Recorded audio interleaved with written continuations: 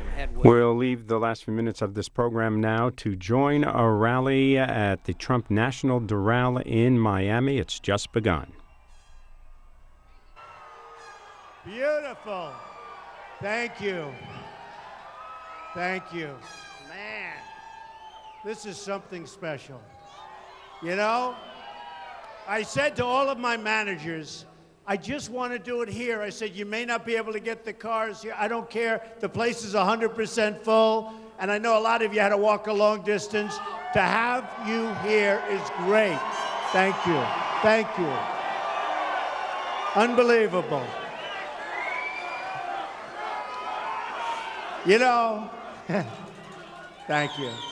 I want to start by thanking the fire department. They have a lot of people in here, I have to tell you. And I want to really thank the fire department and the police. And they're here someplace. Hey, fellas, come up here. Come up. Come up here. Come here. Get up here. These guys have been so incredible today with the traffic and everything. And I just want to thank our police department. They have been absolutely incredible. Look at these guys. Look at these guys.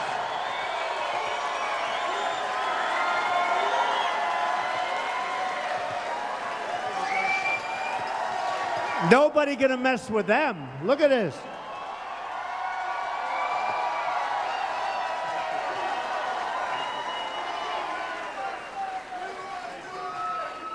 Thank you very much, fellas. They don't want to leave the stage. They'll never leave. And the fire department, likewise, they've been incredible. So thank you very much. You know, what a crowd. Is there nothing like Miami? Nothing. Nothing. Nothing like Miami. Incredible. So, when I was a little boy, my father always loved Doral. Always. And he said, come on, son. And he didn't play golf. He was a worker. He didn't want to play golf. He didn't have time to play golf. And he had a beautiful swing, actually, but he played very little, almost never. But he used to love coming here. And it was the hottest resort in the country. This is a long time ago. I won't say how many years because I like to think I'm a very young person. But a long time ago, at the beginning. And he would say, let's go, and would walk around. And who would have ever thought that someday I'd own this place, right? Who would ever thought it? Who would ever thought? But what happened is Doral is very interesting. It had 5 courses, almost 800 acres right smack in the middle of Miami. Incredible location, right near the airport, you're 10 minutes away, and always did well. It was always one of the top places. And then, sadly, Wall Street got a hold of it. The original developer, boo, boo, boo, boo. Oh, they're going to pay tax, don't worry about it. They're friends of mine, but they'll pay. They're going to pay, don't worry. But you know, what happened is it became a money thing. And it was like playing cards, bing, bing, bing, and they'd trade it. Every year, and every 3 years, somebody would make a lot of money. It was like musical chairs, like this. And they'd sell it. Then somebody would own it for 3 or 4 or 5 years, Wall Street, and they'd sell it, make a lot of money. Always made a lot of money. Everybody made a lot of money with Doral, except for the last group that I bought it for. You know, it was like musical chairs. And I bought it. And when I bought it from a smart group, but the market had crashed. You know all about the crash. And I got it for the right price. I signed for X dollars, a lot of money, 170 million. But then I said, you know, maybe I can make a better deal before I close. So I went into closing with Ivanka. We know Ivanka. We love Ivanka, right? Right? I went in with Ivanka.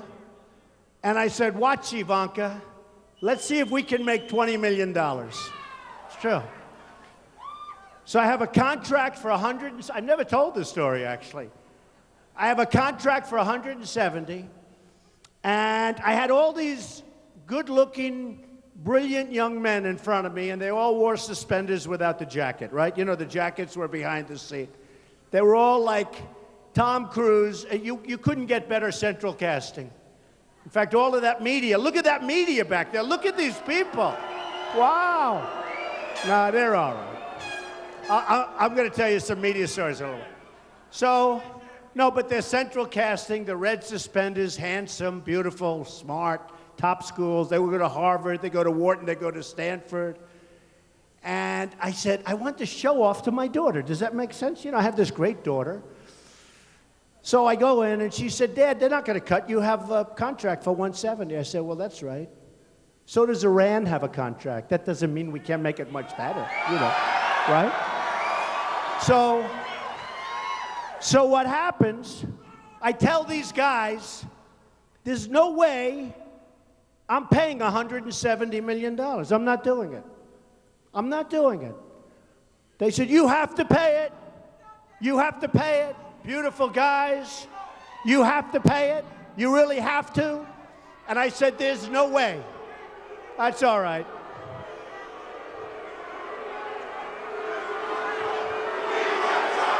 USA. USA.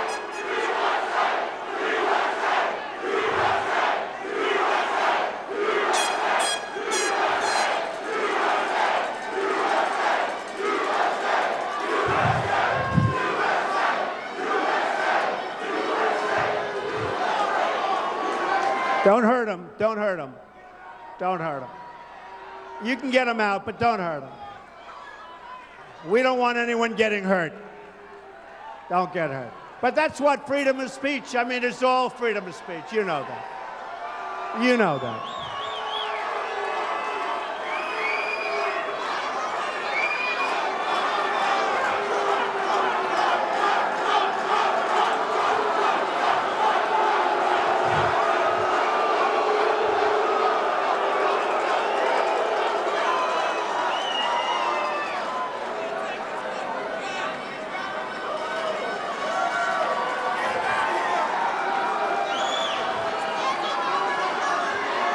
Great. Great life. It's a great life. It's a great life. That's all right. That's what the country's all about. I mean, we got to be able to speak, and every once in a while be a little bit disrupted, but it doesn't take long. It doesn't take long. So, let me just finish the story. Thank you. Too bad we had to throw them out, but sometimes you have to throw people out, right? You have to do it. Have to do it.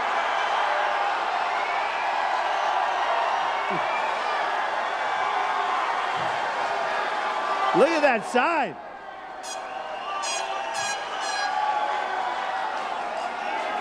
Look at the size of that sign. Can you believe that? Wow. Thank you. Beautiful.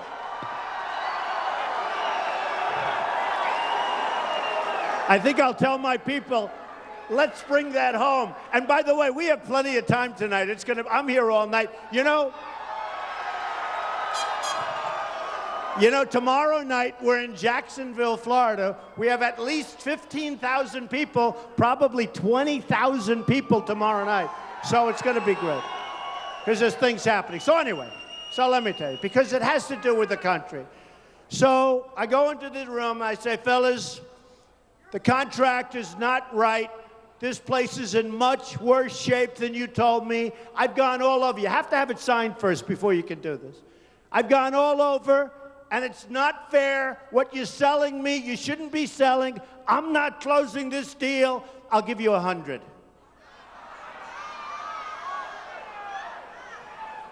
Remember, I want to impress my daughter. The art of the deal. And I meant it. Nothing wrong. I said it wasn't in the shape that you're supposed to be in, you know. So I ranted and raved like a lunatic for about 5 minutes about condition. And they said, we're never going to cut 10 cents. Within about 2 minutes, they said, would you take $20 million off? They said, would you agree to 20 million, Mr. Trump? I said, no way, you got to do it less. So within about 4 minutes, I saved $25 million. I cut the price. Can you believe? No, can you believe? And they said, and I'm only telling this story because we should be doing the same thing for our country, right? Right?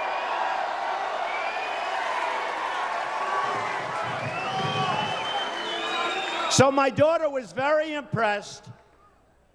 And I mean, the whole thing took less than 5 minutes.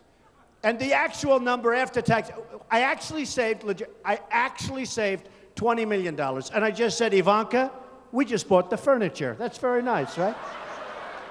So then I had a decision to make. We have this great place. I had a decision. Legendary place. And the decision was, do we fix it? Do we fix it?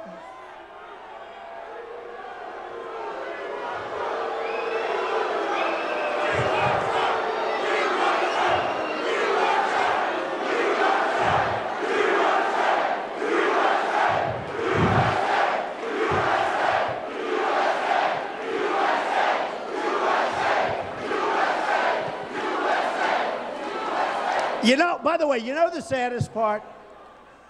You have people like that. There's a total of probably 3 over there and 5 over there. And they'll be the story tomorrow, not the thousands of people that love our country. Amazing. It's amazing. No. The sad part, I had an incident like this 2 weeks ago. We had 9,000 people in an arena. And we had 5 people protesting. They became the story. It's too bad. All right, they're gone. You know, we'll have little pockets. But it is a shame. I mean, it just shows. So we have thousands of people, and you'll have 3 or 4 people protest, and tomorrow morning, protesters at Trump. It's one of those. So then I had a decision to make. And the decision was, do we give it the B job, the C job, the A job? What do we do? And we gave it the A+ job. And we built something that we love. We built something that we love. Really love. And what happened, I'll let them get out. Go ahead, get them out.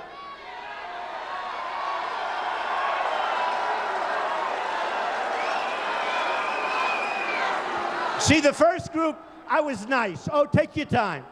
The second group, I was pretty nice. The third group, I'll be a little more violent. And the fourth group, I'll say, get the hell out of here.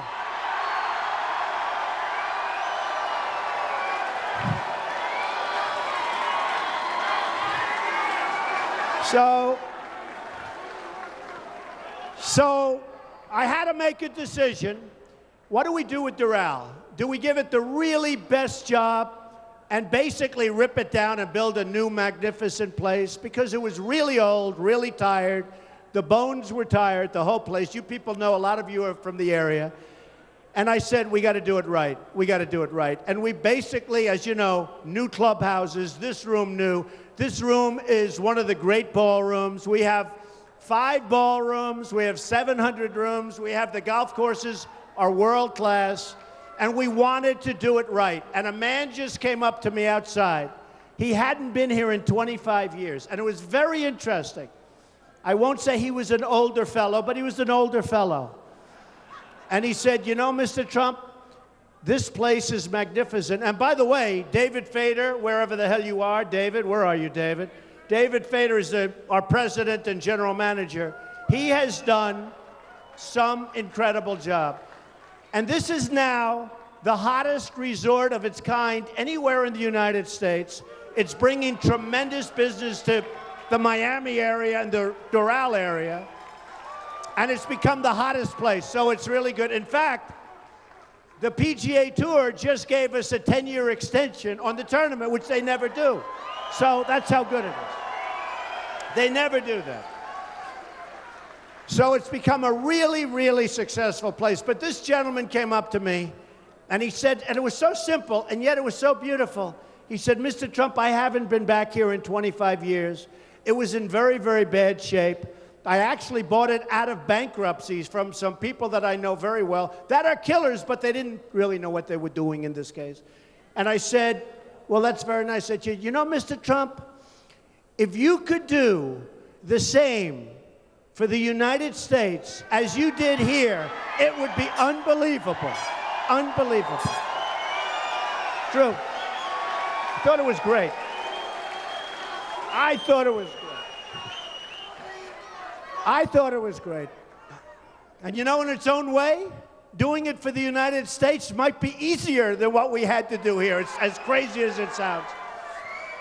So, and that's what we have to do. We owe $19 trillion.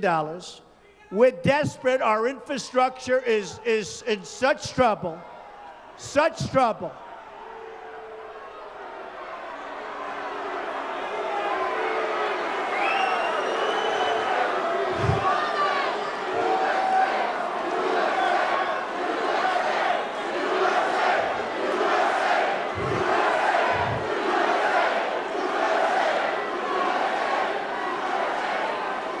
Hey,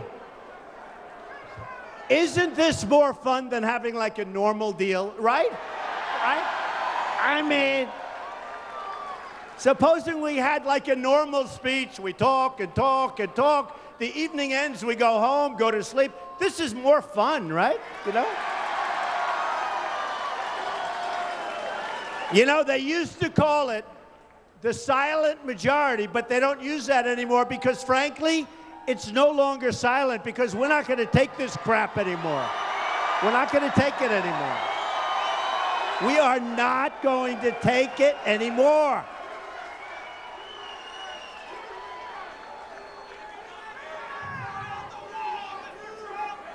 So, it is true. You know, for years, you haven't heard that term silent majority. I don't know, it was a long time ago, and people thought it was politically incorrect. And I started using it, but then I started realizing, honestly, it's not silent. There's nothing silent. Everywhere I go, we have the biggest crowds. I mean, we left Oklahoma 20,000. Dallas, Texas, Mark Cuban's arena where the Mavericks play. We had 20,000. Mobile, Alabama, 35,000. I go to Iowa. I go to New Hampshire. No matter where, South Carolina, unbelievable crowds all over. And there's love in the room. There's just love in the room. It's incredible. It's incredible. And you know, and there's nothing silent about it. We're sick and tired of incompetent people running our government.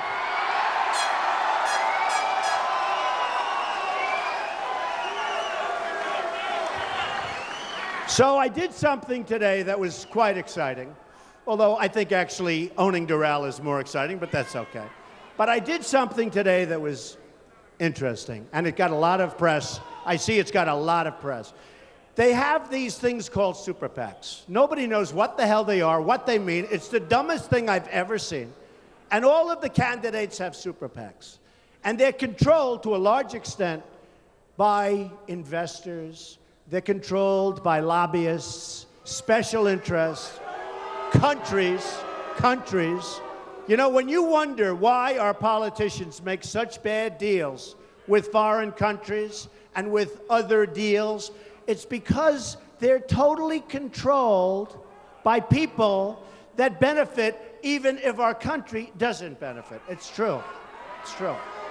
And the super PACs are a disaster. You have Jeb Bush. Did anybody ever hear of Jeb Bush? Jeb.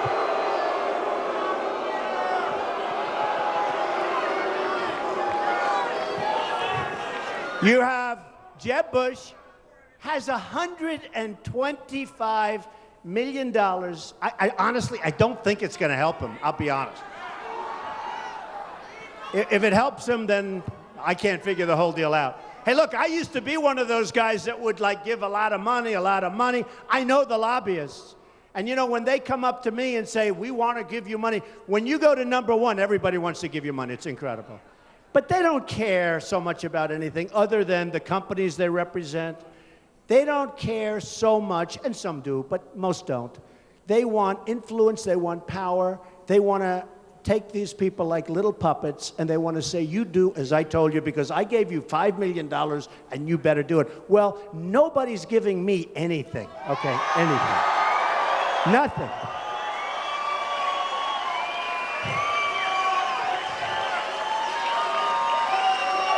And so what happened is I noticed over the last couple of weeks, everybody's forming a Trump super PAC. I'm not forming. They're all over the place. I thought we had 4. Then I heard we had 5. Then I heard we had 8. Then I heard we had 9 or 10. Now, I don't know. Are they good or is it a scam? Because, you know, some of them, seriously, some of them I assume are like legitimate people. They love Trump. They want to do things. They'll go and do whatever they're supposed to do. And you don't talk to them. You know, they're supposed to be like independent. And others, I would imagine they probably pay themselves salaries, and who the hell knows what happens with all the money. So we did something today. That was all I know is I haven't gotten any of this money. None of it. I feel guilty about that. I feel a little foolish, actually. And we wrote notices and notifications, sent them all to the government, to the people, to everybody, that we don't want super PACs, that we don't want anything to do with them, to close them up ideally, hopefully to give the money back, whatever money's raised. I mean, I saw the other day in one of the programs, 2 young, nice-looking guys, big fans of Trump, I think, and they opened an Art of the Deal. I think it's called the Art of the Deal Super PAC, after my book, right? And by the way, we're having a new book come out on November 3rd. I think it's going to be great. I think it's going to be great. But the Art of the Deal Super PAC. And they look very good. And they talked about we love Trump, where they're going to do this. And, you know, probably it's true. I don't want to take any I don't want it. I don't want any help. I don't want... The one thing we do, people send in small donations, like small ones. For a woman, $7.50 with about a 4-page letter. Another woman, $50, $30, $90, $250. But that I love because, number one, you can't send it back. How do you send a letter back to a woman who loves the country, who's giving a lot of money? That's like giving $1 million to a rich person. How do you send the $7.50 back? You can't.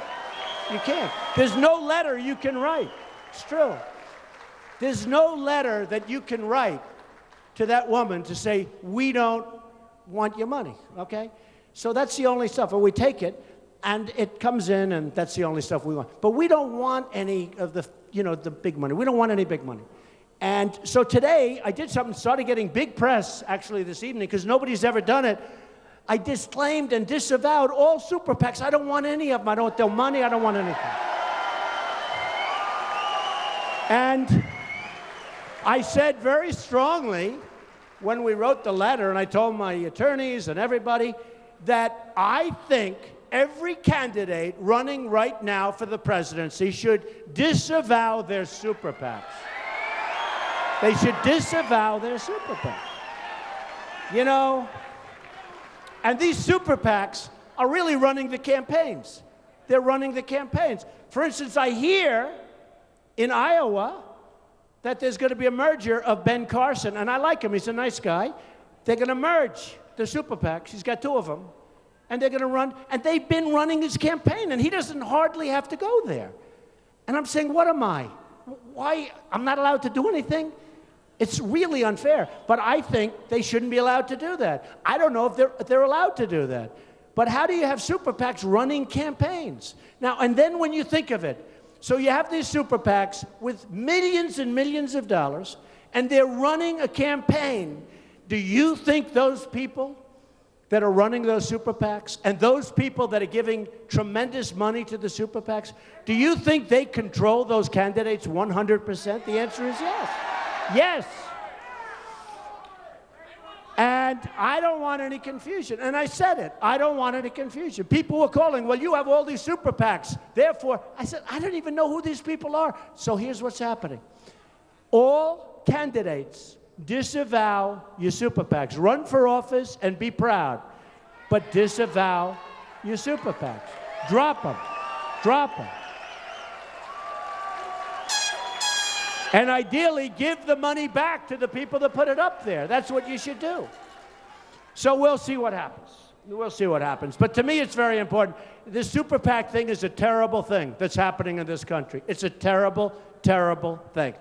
And it's controlling our politicians. They're puppets. It's controlling our politicians.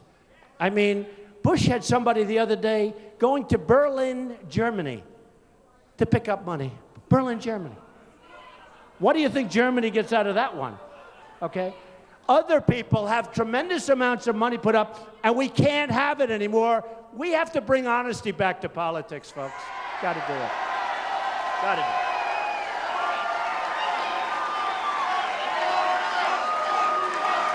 So,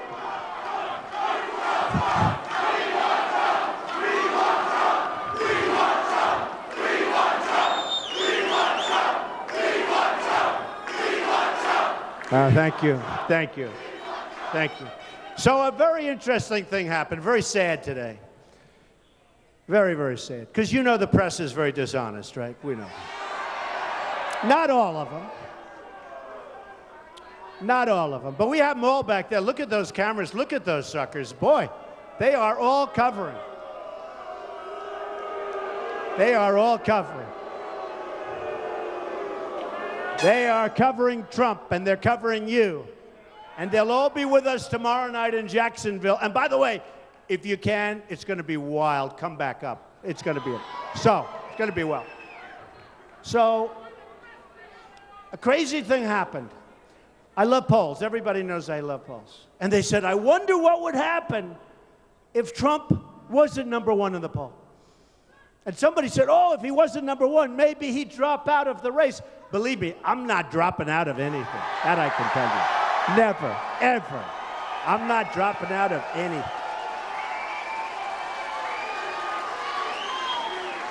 So, poll came out, big one, ABC Washington Post, that has me killing everybody. It's a national poll. That was on Friday. We're killing 32. Think of it. 32. You know, you notice every week I started at 3. First, well, that was slightly before I ran, but because nobody thought I was going to run. Nobody thought I was going to run. You know, they all said, he's never going to run. If he runs, it doesn't matter. What does he know about politics, right? I've only dealt in politics all my life, that's all. But, so it started at 3, it went to 8, went to 12, went to 16, went to... Now, as of Friday, nationally, 32, and then another one came out. Another one came out last week. Reuters, listen to this one, 33 to 15. 15. 15 is Ben Carson. He's in second place. But they kept saying, oh, if Trump ever loses, because you know what? I mean, I'm getting spoiled. From the time I ran and from the time I went up, when I was at 12, they said, all right, he's peaked. He's peaked. You know, you're hearing the same crap, right? Then it goes to 16, 17 the next week. Well, that's his plateau. He's plateaued. The word plateau, they love that word. So he's plateaued. Then the next week it went to 21. Well, that's it. That's it. By the way, 21's not bad when you have 17 people, right? 21. You know, if I'm a card player, I will rest on 21 with 17 people. I'm not losing. So I was number 1 at 21. Then it went to 25. Oh, this is it. You know, these talking heads. These are among the dumbest human beings I've ever seen. That's true. Sure. Some of them are great. And some of them are coming along. I mean, some of them were so terrible and so nasty, and now they're coming along. They're becoming like, I don't know about fans, but they're saying, a poll just came out, we're 81% to win. I mean, can you believe it? I didn't know that. 81%. Who would have thought this? Rasmussen. The Rasmussen, I'm walking up here, and one of my people stopped me. I said, excuse me, I got to make a speech. Oh, no, I'd like to talk to you. I said, what do you want to talk about? They're introducing me. And Rasmussen just said, nationally, I'm beating Hillary. Just came out. Just came out. Just came out. Hey, what's the beat?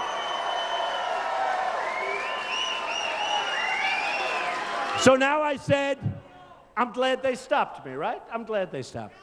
So anyway, but a bad thing happened. Bad. So look, I mean, I just wrote down a few of them, and then I'll tell you what was bad. So I'm winning New Hampshire by like 22 points. New Hampshire's unbelievable, great. I'm winning New Jersey by a lot. A lot. And Chris Christie's a friend of mine. But I'm at 29, he's at 5. That's a lot. That's a big difference. I'm winning Florida. I'm beating Bush and Rubio. Right? Right?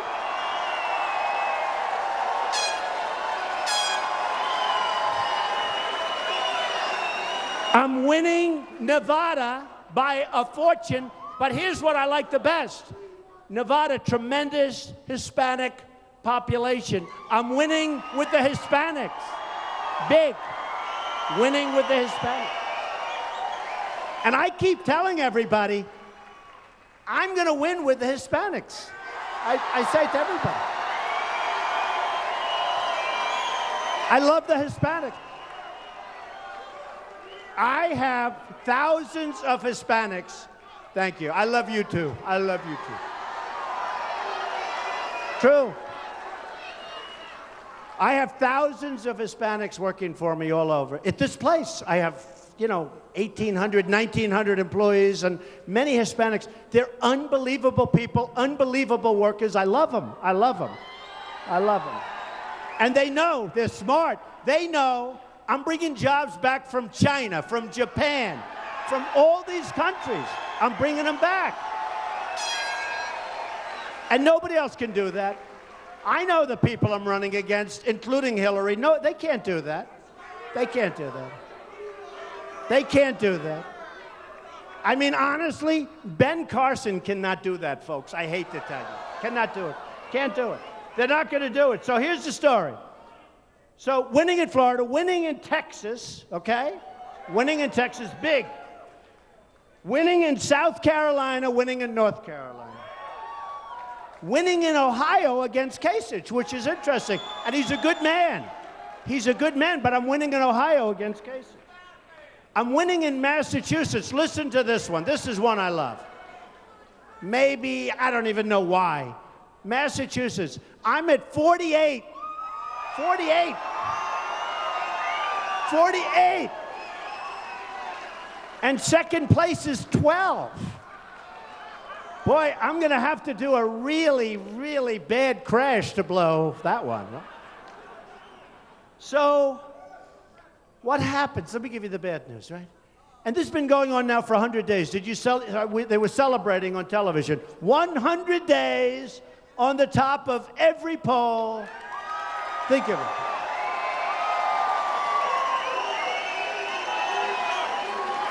100 days on the top of every single poll, national and state. Okay, that's the good news, right?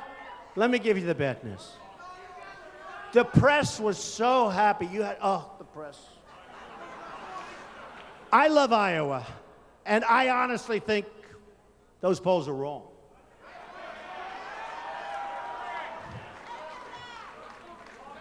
I'm Presbyterian. I'm a great Christian. True. True. They say in the poll, I'm the best leader. They say in the poll, I'm the best on the economy by far. It's not like by two, it's like by triple. How important is the economy, right? Remember, it's the economy. Remember that? It's the economy, stupid. I mean, it's the economy. So I'm leading on the economy. I'm leading with men, big league. I'm not doing as well with women. Will you help me? What's going on? What is...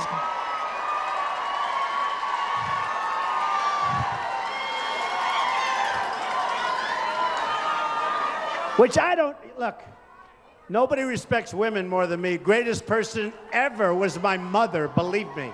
The greatest. Nobody's going to be better or do more for women than Donald Trump. That I can tell you. That I can tell you. And I think they know it. I'd rather do well with women than with men. With men, I'm doing great. I'm killing everybody. With women, not terrible, but I could do better. So what happens is the poll comes out, right? And the press was so happy. Headline. Now, just so you understand, if I were in first place, it wouldn't even be discussed. Nobody would mention it. But here it is all day long. Oh, my head. I turn on the television. Headline. Bigger than Hillary's talk yesterday on Benghazi.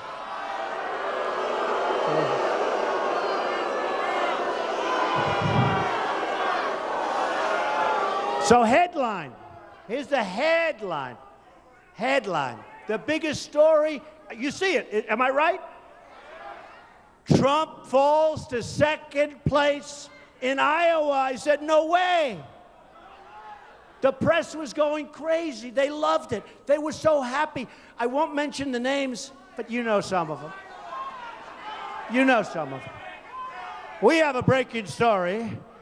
Donald Trump has fallen to second place behind Ben Carson.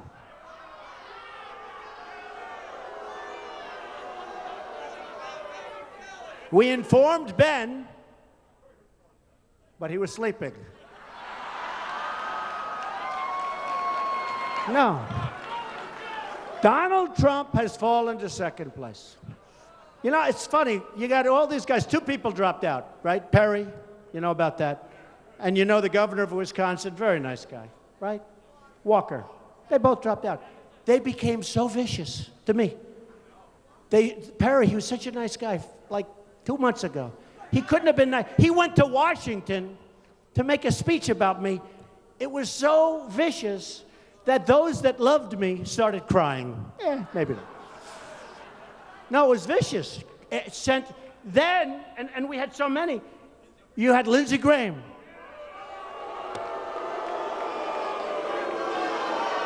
I don't even know the guy. The only time I know him is when he calls me constantly asking for campaign contributions.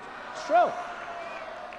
He became so vicious and violent. I mean, and every time they get more and more vicious and violent, they go down, down, down. In fact, Lindsey Graham was at 5, and he hit me as hard as you can be hit. He said, I don't know anything about the military. What do I know about foreign affairs? Except one thing. I wrote a book in 2000, right? And Joe Scarborough yesterday covered it. I wrote a book in 2000 before the World Trade Center came down. And I said that there's going to be a big attack in this country. And I said, probably by somebody named Osama bin Laden. This was before anybody ever heard his name.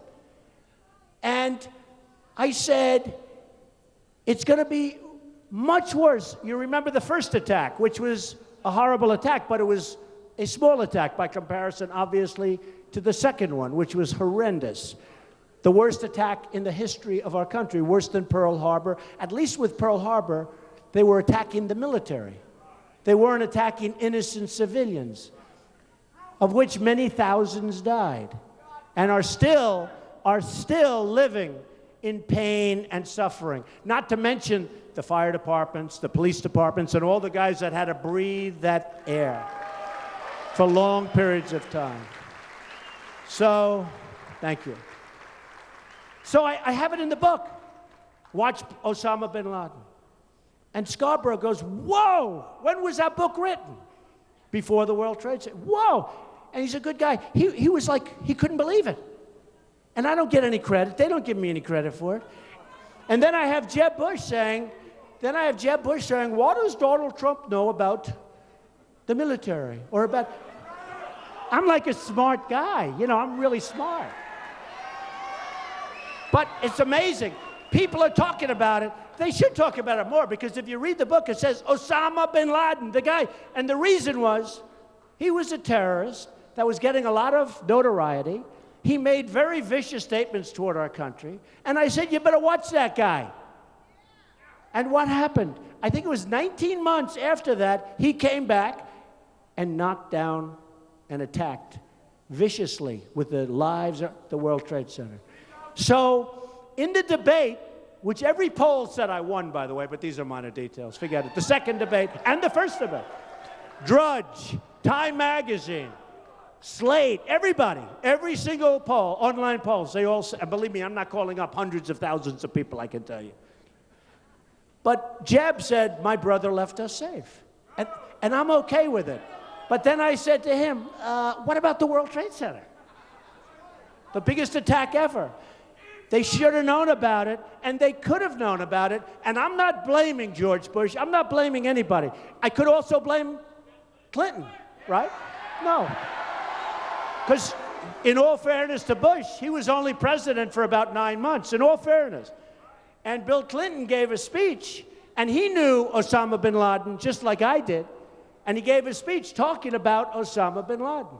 So we can blame Bush. We can blame everybody. I will say this. You know the expression, the buck stops here. You're president, the buck stops here. That's the way it is. And it's one of the reasons that I say, and I mean this so strongly, we owe a lot of money, 19 trillion, I told you. But we've got to build up our military so big, so strong, so powerful. Got to do it. We've got to do it. We got to do it. So powerful that nobody is going to mess with us. Nobody. I don't want to use it. I don't want to use it. Nobody is going to mess. You know, we're working on an airplane right now. I don't know if you've been reading about it. Billions and billions of dollars for one plane. And the test pilots, did you read this story? I love the test pilots. These are great guys. These are seriously good flyers. Do we agree? And they came out of the plane, billions of dollars, and they say, this thing doesn't hold a candle to the old one that we used to fly. It doesn't maneuver as well, doesn't work. We're talking billions and billions. What are we doing, folks? What are we doing? What are we doing? What are we doing? So we need a special leader. We need a special leader.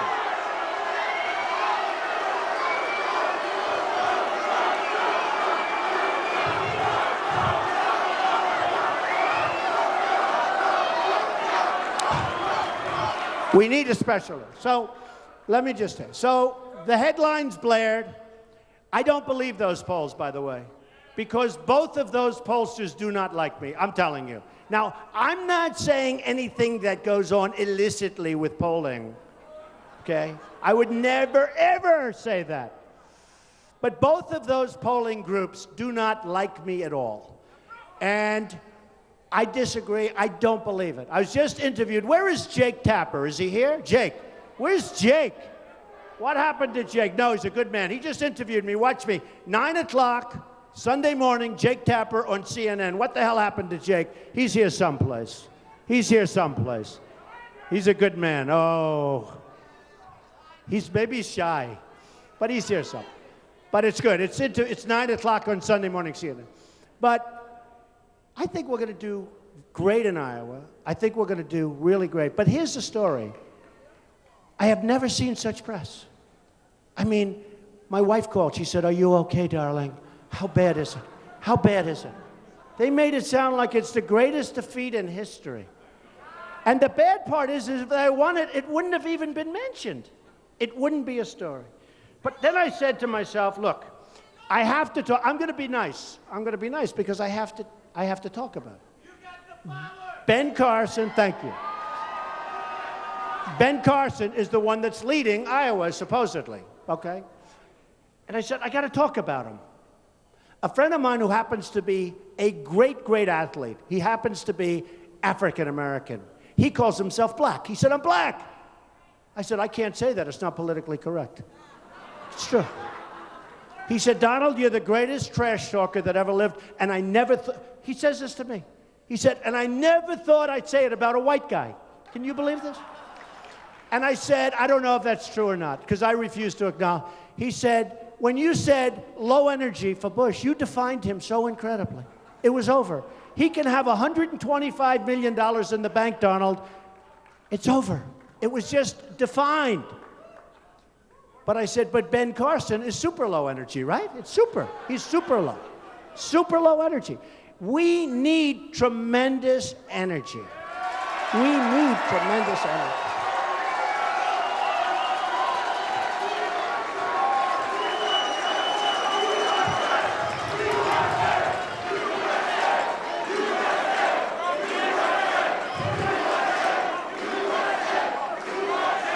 We need energy. So, Hillary Clinton the other day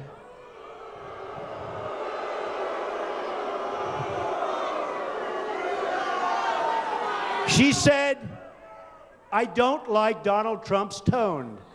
I don't like his tone. tone. Can you imagine my tone?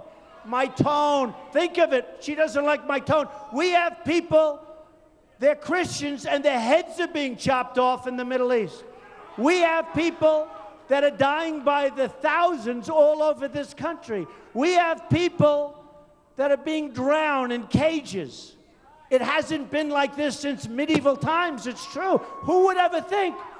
And she's talking about my tone. Think of it. Think of it. Think of it. We have to be politically correct.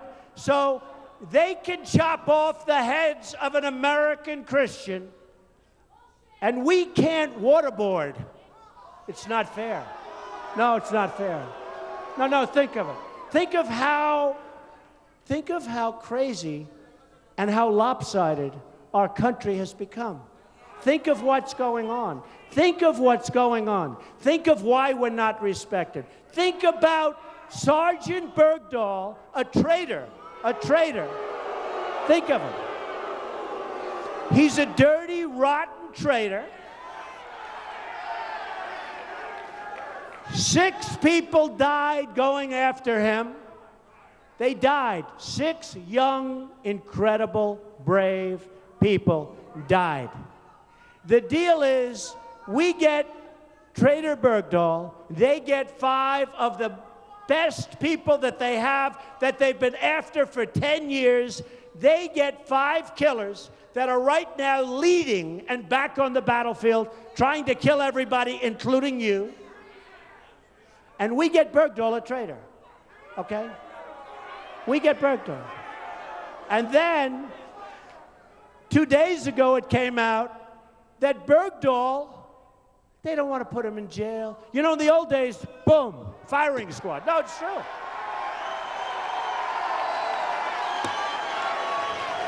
I love the Second Amendment. I love the Second Amendment.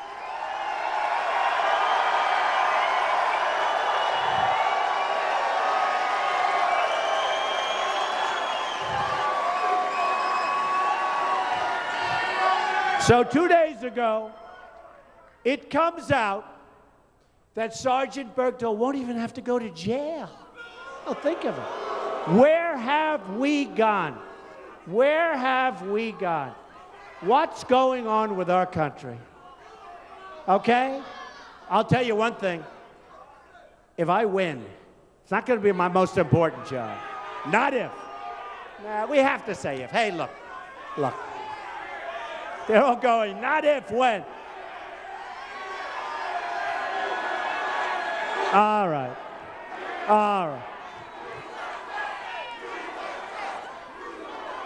Okay, I have a, you know what? The word should be if, but you know what? They're going crazy up here. They're saying when. So when? Okay, when? When? And I hope so, because I'll tell you, we can make our country so great again. Can make it so great again. But I promise you, we will be reopening that Bergdahl disaster. We will be reopening it. It's going to be a lot of things are going to be reopened. There are a lot of things going to be reopened. You're going to have a lot of things reopened.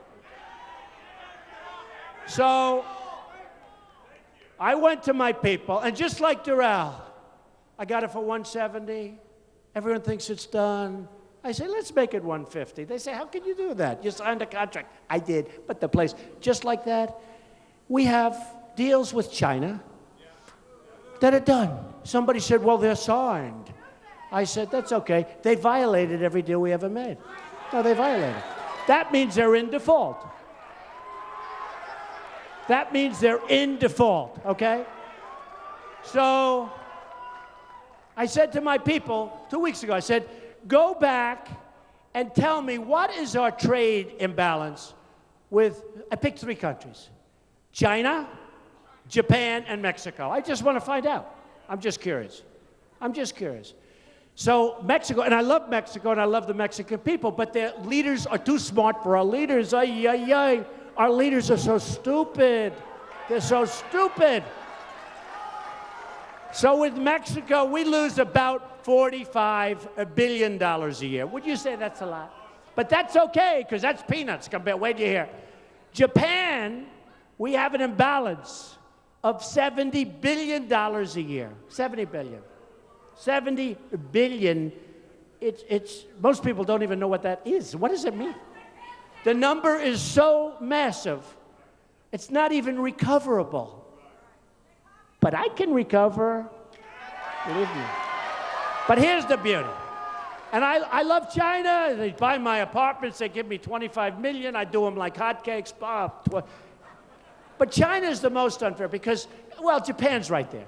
You know, Japan sells those. They just devalued the hell out of their currency. You saw that, Japan. But China gave the biggest, greatest devaluation in the last 2 decades, meaning 20 years. The biggest devaluation. So I said, what's the trade imbalance? They told me Mexico first. I said, wow, that's a lot of money. Then they said Japan. I said, wow, that's even more money. I said, give it to me with China. Almost $400 billion a year we lose.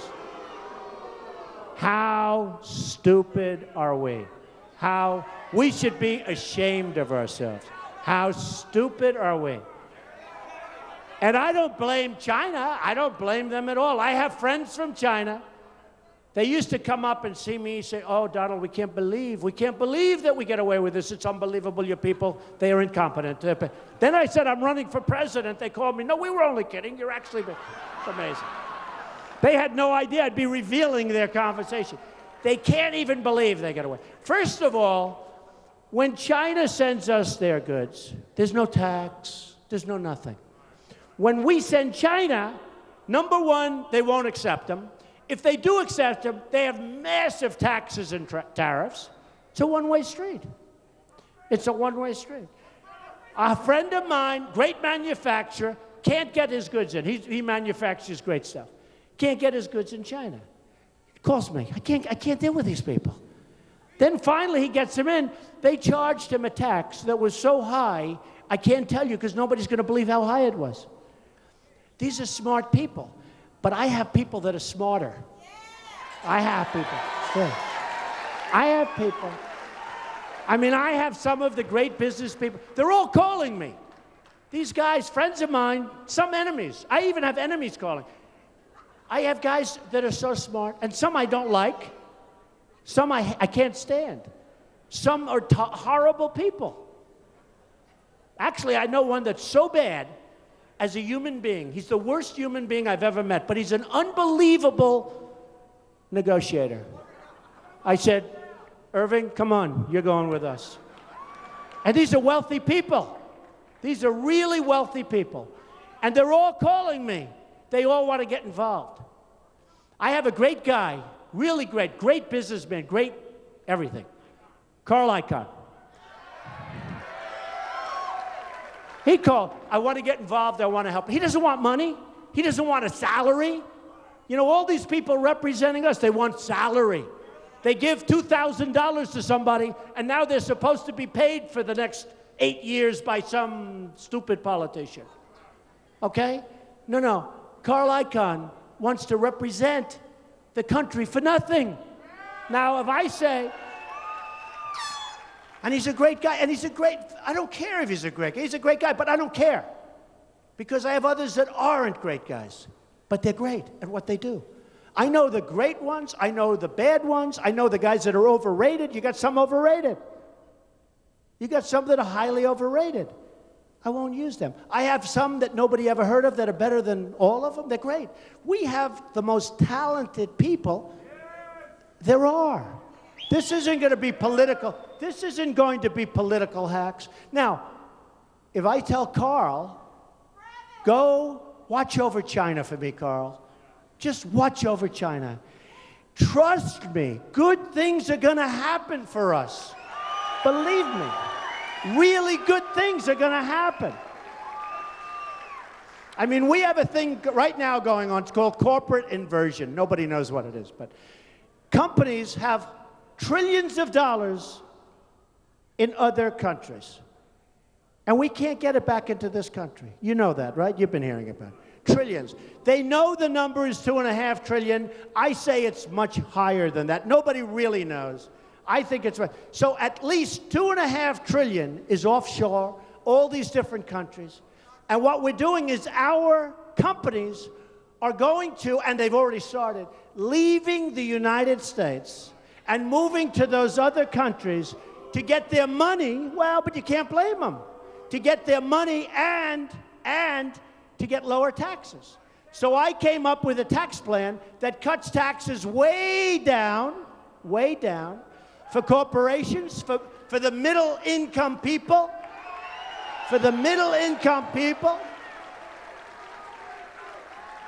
of which we don't have too many in this room, I can tell you. They're all upper middle-income people and upper people. But for the middle-income people, because the middle class in this country has been totally forgotten about. It's been totally forgotten about. So we're cutting corporate taxes. We're cutting taxes for the middle income. We're cutting a lot of things like carried interest. These guys, you know, the hedge fund guys, they pick a stock. If it goes up, they're geniuses, they make a fortune. If it goes down, they find another job, okay? A lot of it's luck. So what happens is the Democrats and the Republicans both agree that we should bring them on. Who cannot agree? For 3.5 years, they've agreed, and they still can't make a deal. It's gridlock in Washington. It's lack of leadership in Washington, and we're going to stop it. We're going to stop it, okay? We're going to stop it. The other day, and it's going to be amazing, we're going to have a really dynamic country. The other day, I watched a general being interviewed. And I said to a group before, why the hell is a general being interviewed on television? I don't want my generals being interviewed. I don't want them telling what we're doing, where we're going. Can you imagine General George Patton, who used to walk in a room with blood pouring out of his eyes? Do you think this guy's going to be interviewed on CNN? I don't think so. I mean, I'm watching this general be interviewed, and the first thing is that, and I love great generals. I love General MacArthur.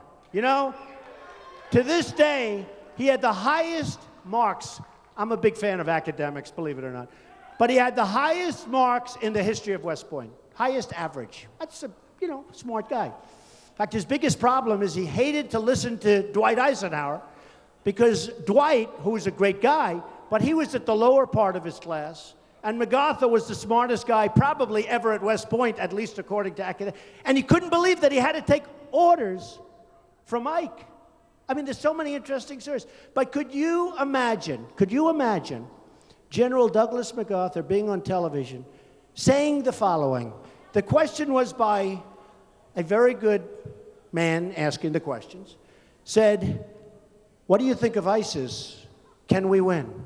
And the general looked at him and said, oh, it's going to be very tough. It's going to be very, very tough. I don't know. It's going to take a very, very long time. And I looked at this guy and I said, number one, he's a weak person. I'm very good. You know, deals aren't deals. Deals are people. When you do deals, it's people, not deals. Everybody always says, deals are people. Remember it. I tell kids, deals are not deals. Deals are people. But I looked at this general, I said, I don't want him. I don't want him. I will find the smartest, and smart is very important, toughest. You know, we got rid of a very smart one. I'm not going to mention names. But we got rid of a guy, remember? Because he was using foul language to a magazine. He was tough and mean and nasty, and the troops really respect. And we got rid of him because he was tough. I will find the General MacArthur. I will find the General George Patton. We've got him. We've got him. They may not be politically correct. Who cares? Who cares? But we're going to find them. And we're going to clean things up, and we're going to have a great country again. We're going to have a great, and respected. We're going to have a respected country. So, we have a lot to do. We will build the wall. We will build the wall. We have no choice. And by the way, people will come into our country, but they're going to come in legally. Legally.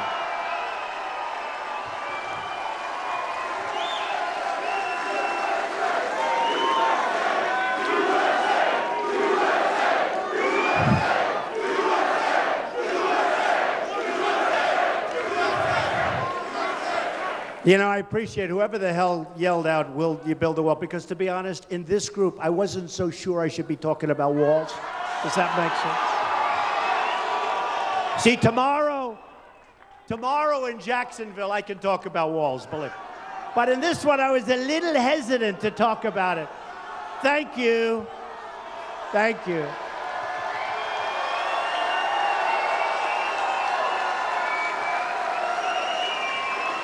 By the way, and I say this all the time, and people bear it out, a radio host, Hispanic show in New York, said, you know, he was interviewed 2 weeks ago, he said, you know, my audience is all Hispanic. They love Trump. They love Trump. And let me tell you, who wants to stop illegal immigration more than anybody? The Hispanics that are in our country legally. It's true. It's true.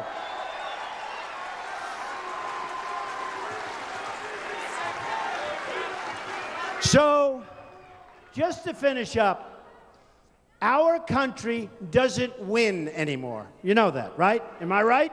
We don't win. When was the last time we had victory? We lose with China on trade. We lose with ISIS.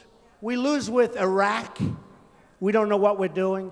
Iran just made the single greatest contract I have ever seen anybody make. We were represented by a man that should be ashamed of himself.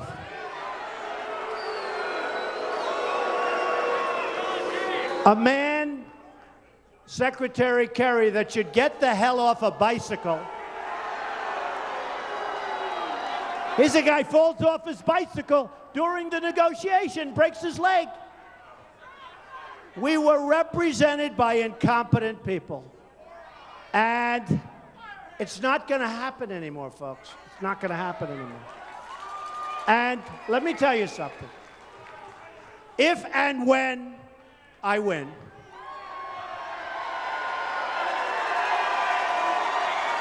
I'm not...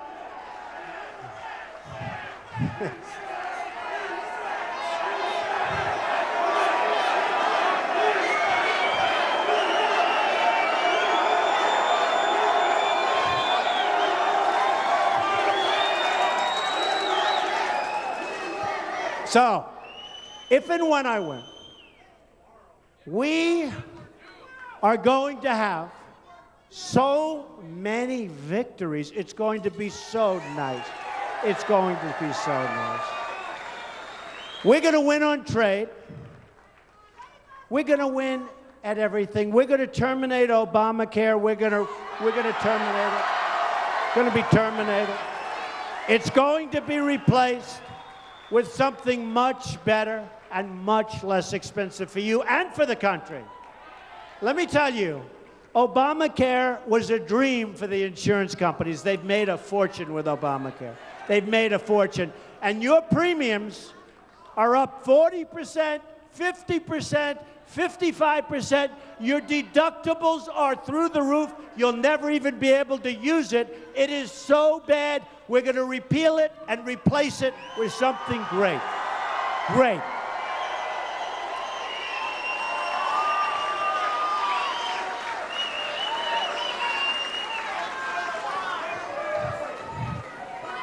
We are going to bring back the American dream.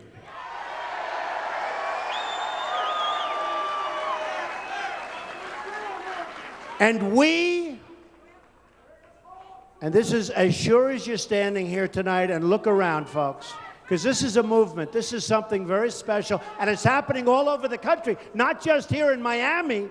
It's happening all over the country. You'll see it tomorrow in Jacksonville. It happens all over the country. We are going to make America great again. Thank you. Thank you very much. Thank you.